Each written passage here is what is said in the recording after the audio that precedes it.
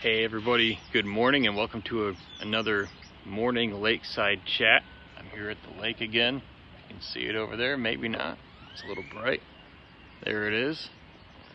Alright, so I want to talk to you for about a minute or two here about how you can set yourself free from the fear of what other people think about you. Everybody throughout life, when they make decisions or they do something or they look a certain way, people are afraid of what other people are going to think about them. Now this is natural, we want to be accepted.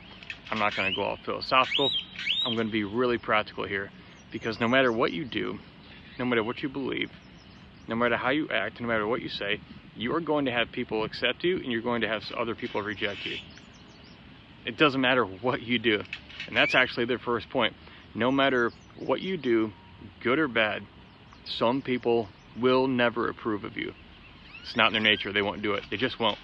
And one piece of proof of this is I'm always blown away when I see haters online of Mother Teresa. Now, you probably know who Mother Teresa is, or was. And if you don't, she was a nun who gave her life to the poor in Calcutta, India. She served the poor pretty much her whole life. I think she was actually, I don't know if she was given sainthood by the church, but if she wasn't, it was pretty close. I don't recall. But how could you hate somebody or say bad things, toxic things about somebody who devoted their entire life to poor people in India? Blows my mind. No idea. There's nothing you can do about that. So no matter what you do, some people simply won't accept you. Now here's the second thing. Realize that most people's opinions are faulty and uninformed anyway. The average person who criticizes you or would criticize you, it's highly likely they're not that informed anyway. They're probably quite ignorant actually, because in a sense most of us are. On any given issue, whether it's political, whether it's health-wise, whether it's how you live your life, whatever, most people aren't even partially informed on the one side they claim to defend. I mean, most people, if you have a person who's I'll say political here and I won't go deep, but if you have a right-wing person and a left-wing person, the average right-wing or left-wing person is probably only partially informed on the side they claim to defend.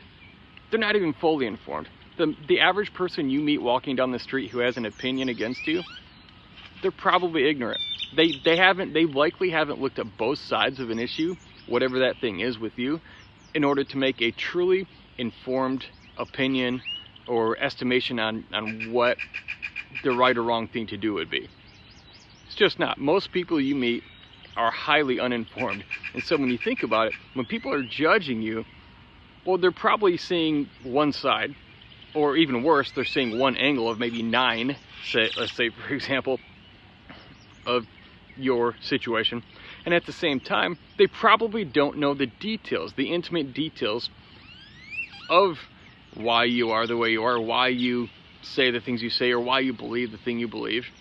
They haven't even taken the time to sit down with you to learn and educate themselves so they can make a better educated and informed opinion.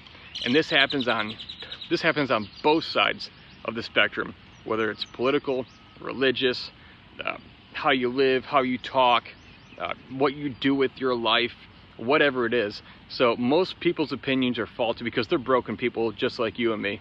And most people, again, they won't take the time to inform themselves on all sides of an issue to make a more educated and better, have a better opinion of something before judging you. They're just gonna throw it at you. And the third thing is this: nothing in life is as painful, nothing in life is worth the painful, irreversible sting of regret. So many people don't do the thing they feel they're led and called to do in life because they're afraid of what somebody else will think of them. You know, when I was in Afghanistan, when I was attacked by that suicide bomber and I woke up in that ditch on the side of the road, you know the first thought that came to me? It wasn't where am I going when I die, because I already dealt with that as a person of faith. It really didn't bother me. I wasn't worried about that. The first thing that came to me, because that didn't, the other question that came to me was, what did I do with my life that mattered, and what did I do for other people? And I couldn't answer that question. And here's why I say this to you. Because in that moment, I didn't feel like I did enough with my life, that my life actually mattered. And laying in that ditch, burning bloody, with car parts and other parts of, the suicide bomber all over the place and chaos, thinking and knowing I was going to die, which I obviously didn't. I had this overwhelming sense of regret come over me because I thought I was going to die. I didn't think I was going to make it back to America.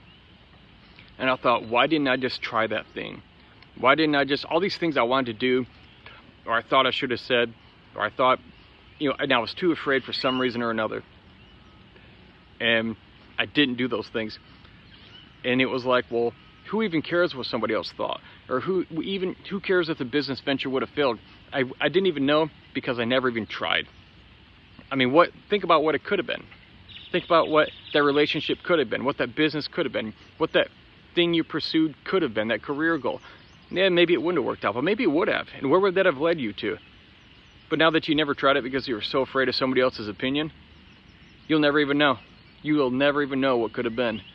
And so, look, here's the deal. These are just 3 things to help you overcome the fear of what other people think of you.